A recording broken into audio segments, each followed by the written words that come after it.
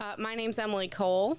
I'm the Executive Director of OFUPAC, which stands for Ohio Families Unite for Political Action and Change. We're the Action Fund. What that means is that we're a 501c4, so we can do unlimited lobbying, we can do more political activity, and we can do electoral work. So that's kind of the benefit of launching a 501c4. So House Bill 109 is one of 5 bills that are considered anti-protest bills that are in the Ohio State House.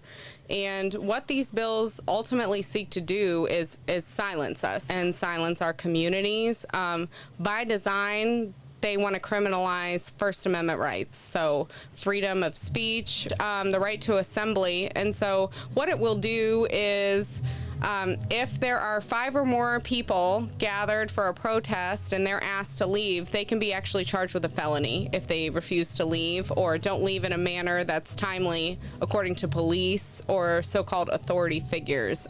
Principals, business owners, this kind of opens it up for who an authority figure is. And what's also really harmful about House Bill 109 is it opens the door for a police officer to privately sue an individual who harms them at a protest or what they consider a riot. And that just makes me sick because you think of all of our families who they couldn't privately sue. That's what qualified immunity is. It means that they have no right to recourse when their loved one is killed by police, and yet the cops think that they have a right to sue independent citizens for speaking out against injustice. And I want to say, like, I'm not an attorney, right? So the information I have on these bills is from attorneys who are smarter than I am about how the law and proposed legislation works. My understanding is that it's anytime a group of 5 or more are gathered, which to me could include a rally, and it causes what the cops perceive as harm.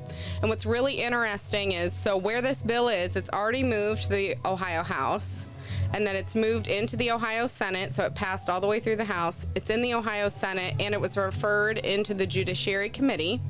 And so they actually had the sponsors who put forward the bill in the House come and give sponsor testimony. And the sponsors framed it as the Law and Order Protection Act.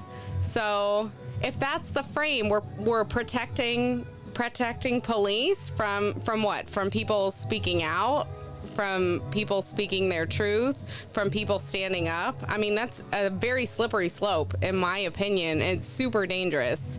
And so in their sponsor testimony, they mention that, and they also say that this is because, in their words, youth don't respect authority. So are we targeting with this bill youth? Just trying to nip any kind of activism in the bud? And in theory, this bill applies to anyone. So this could be right to life people, this could be pro-choice people, this could be us when we do rallies, this could be this event in theory if something turned into what they deem a protest.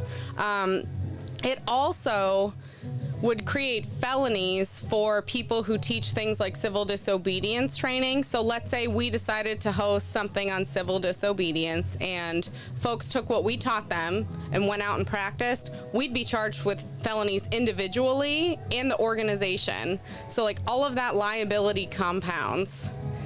And it's just baffling to me that they're so threatened by people speaking out, because what that tells me is that they know there's something to speak about in the first place. We actually hosted a policy hour on this and recorded it. We have a slide deck with all the materials, and everything is on our website. It's www.ofupac.org.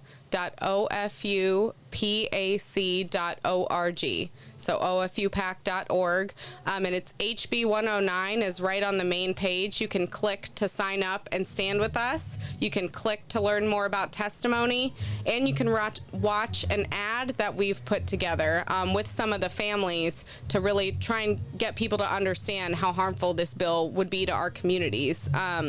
Regardless of what they say about how it could be applied to everyone, we know that they will target low-income communities, Black and brown communities, AAPI communities. I mean, it's very clear, and we know that because a similar bill that was not as bad already passed in Florida. They did not apply it when there were protests at Disney or pro-Trump rallies, right? We know where they apply it. whether or not the law applies to all of us, the inequity is super clear, and the discretion is with the police.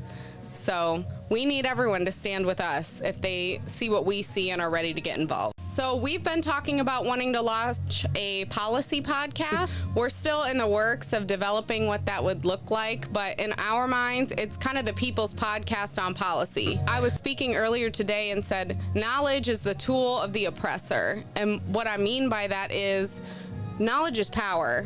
And folks that make policy decisions don't want everyone to know what the game is and what the process is. It's easier if you only have to listen to a couple people rather than the voices of the many. And so what we want to do with these podcasts is share the knowledge, because we know that everyone, regardless of who you are or what you look like or how much wealth you do or do not have or where your house is or where you sleep at night, we know everyone has a say in what their community looks like, and we're gonna fight for that. And these podcasts are a way for us to take that knowledge, share it with folks, bring in more experts.